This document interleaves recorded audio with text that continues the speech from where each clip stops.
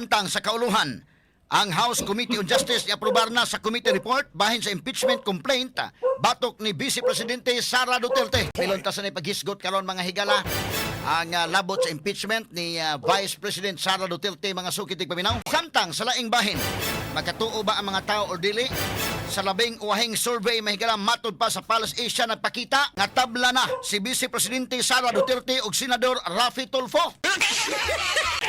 Ang uban mahigala nalipay nato na nagatabla na gyud si Tulfo.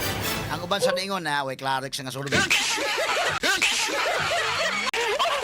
Pero matod pa kung himuon kuno ang survey karon pagka presidente niya one-on-one si Tulfo ug si Sara, tabla kuno sila. Straight to the point. Samtang ang sama nga survey nagpakita nga si Naga City Mayor Leni Robredo nagpaduol na usab kang Vice President Sara Duterte. Si Duterte nakakuha og 51%, samtang si Robredo nakakuha og 43%. All na kaayo mga higala, pero si Tulfo og mag one-on-one og si Tulfo og si Sara tie.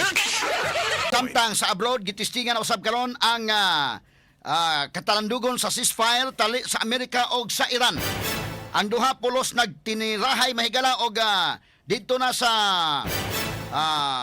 nagtinirahay na usab sa Strait of Hormuz. Hinungdan nga si US President Donald Trump nagdumili na og sulti kung nagpabilin pa ba ang ceasefire sa maong area.